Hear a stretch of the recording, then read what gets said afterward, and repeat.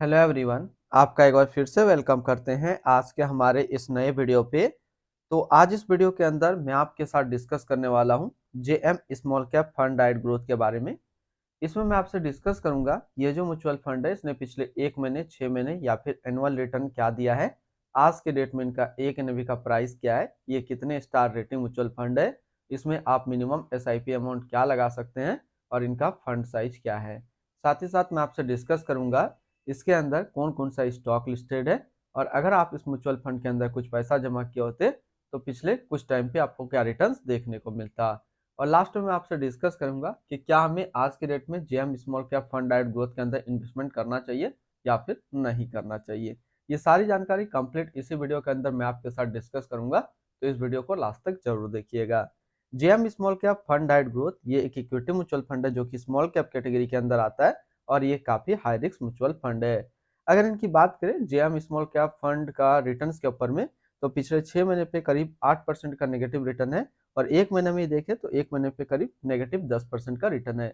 अगर बात करें JM small cap fund diet growth का म्यूचुअल फंड में लिस्टेड हुए काफी कम टाइम हुआ है, 6 महीने टाइम हुआ है और जब से ये लिस्टेड हुआ है तब से मार्केट काफी ज्यादा क्रैश हो चुका है, इसलिए ये रिकवर अभी तक नहीं हुआ है। दिन प्रतिदिन मार्केट और गिरते चला जा रहा है। हालांकि अगर अभी देखिए फरवरी में आज के डेट में बजट आया है, उसके बाद धीरे धीरे इनके प्रोग्रेस में सुधार होने की संभावना है। तो इन सिचुएशन पे हमें क्या करना चाहिए?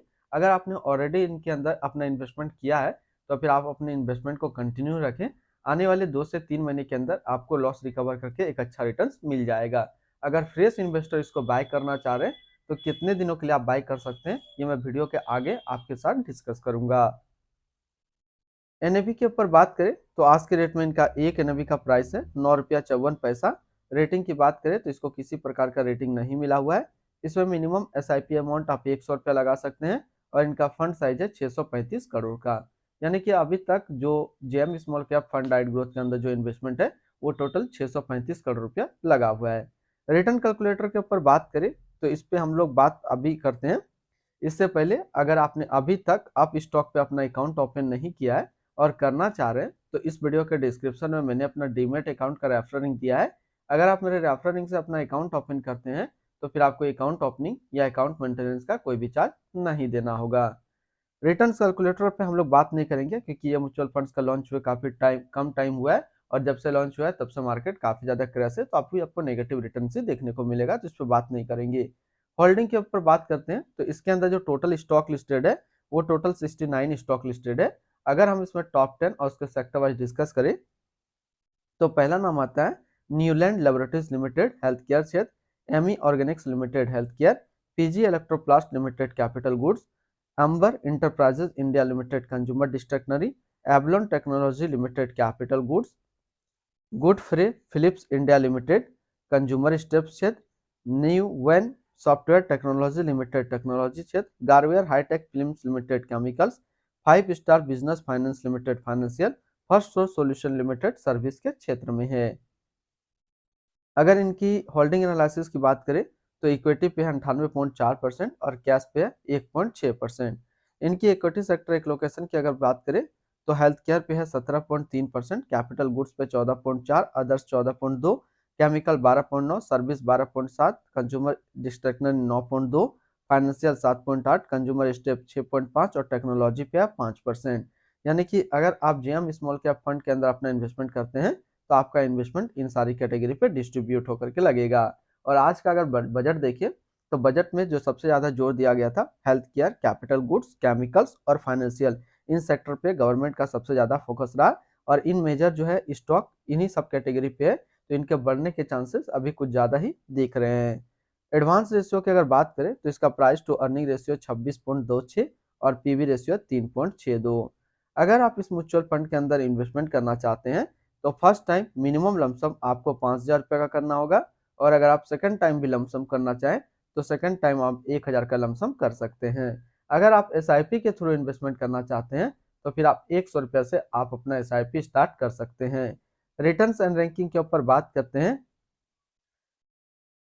यहाँ पे अगर हम लोग देखेंगे तो रिटर्न्स रैंक की कैटेगरी पे 3 महीने पे 27 नंबर पे ये रैंक कर रहा है, 6 महीने पे 14 नंबर पे रैंक कर रहा है। तो इनका भी डाटा अभी पूरा कंप्लीट नहीं है, जिस तरीके से यह म्यूचुअल फंड पुराना होगा तो उस पर हम लोग बात करेंगे। एक्सपेंस रेशियो के ऊपर बात करें इससे पहले, अगर आप इसमें बाय करना चाहते हैं तो क्या इस टाइम हमें बाय करना चाहिए या फिर नहीं करना चाहिए। अगर आप फ्रेश बाय करना चाहते हैं तो आज के डेट में बाय कर सकते हैं, क्योंकि ये जो म्यूचुअल फंड लिस्ट हुआ था न्यू फंड ऑफर पे, तभी एनएबी का प्राइस था 10 रुपया, और अभी 10 रुपया के कम रेट से भी आपको एनएबी मिल जाएगा। तो आज के डेट में आप इसको परचेस कर सकते हैं। काफी अच्छा स्मॉल कैप विकल्प आपके पास है। टारगेट क्या रखेंगे, तो दो टारगेट मैं आपको दे रहा हूँ। लमसम का जो टारगेट रहेगा वो रहेगा 5 साल, और एसआईपी का जो टारगेट रहेगा 8 साल। अगर आप इतना टाइम तक कंटिन्यू अपना इन्वेस्टमेंट को रखते हैं तो ये म्यूचुअल फंड्स आपको काफी तगड़ा रिटर्न्स निकाल करके दे देगा। एक्सपेंस रेशियो के ऊपर बात करें तो इनका एक्सपेंस रेशियो 0.65% का। एग्जिट लोड की बात करते हैं, अगर आप इन्वेस्ट किया हुआ पैसा 180 दिनों के अंदर निकालते हैं तो फिर आपको 1% का एग्जिट लोड देना होगा। स्टम्प ड्यूटी की बात करें तो स्टम्प ड्यूटी है 0.005%। टैक्स इम्प्लानेशन की बात करते हैं, अगर आप इन्वेस्ट किया हुआ पैसा 1 साल से पहले निकालते हैं तो जो भी आपका रिटर्न्स होगा उस पर आपको 20% का टैक्स पेमेंट करना पड़ेगा। और अगर आप 1 साल के बाद इससे अपना पैसा निकालते हैं और 1 साल में अगर 1,25,000 का रिटर्न्स बनता है तो फिर आपको 12.5% का टैक्स पेमेंट करना होगा। यानी कि शॉर्ट टर्म कैपिटल गेन पे आपको 20% टैक्स देना है, और लॉन्ग टर्म कैपिटल गेन पे आपको 12.5% का टैक्स पेमेंट करना है। इनकी fund house and investment objects की अगर बात करें तो JM financial mutual fund total assist पे इंडिया पे नंबर 32 पे रैंक करता है। इसका टोटल असिस्ट अंडर मैनेजमेंट है 9468 करोड़ का। JM small cap fund diet growth, ये एक इक्विटी म्यूचुअल फंड है जो कि लॉन्च किया गया है जेएम फाइनेंशियल म्यूचुअल फंड की तरफ से। सतीश रामानंथन अभी इस फंड का करंट फंड मैनेजर है। इस फंड का करंटली असिस्ट अंडर मैनेजमेंट है 9469 करोड़ का, और लेटेस्ट नवीन 9 रुपया 54 पैसा। JM small cap fund diet growth, ये एक काफी हाई रिस्क म्यूचुअल फंड है। इसमें मिनिमम एसआईपी अमाउंट 100 रुपया का सेट किया गया है, और मिनिमम लमसम 5000 रुपया का सेट किया गया है। अगर आप इन्वेस्ट किया हुआ पैसा 180 दिनों के अंदर निकालते हैं तो फिर आपको 1% का एग्जिट लोड देना होगा। और इसके फंड बेंचमार्क की अगर बात करें तो इसका फंड बेंचमार्क है Nifty small cap 250 total return index. तो आज इस वीडियो के अंदर मैंने आपके साथ डिस्कस किया जेएम स्मॉल कैप फंड के बारे में। फिर मिलते हैं हम लोग नेक्स्ट को इस तरीके का वीडियो की अच्छी जानकारी को लेकर के।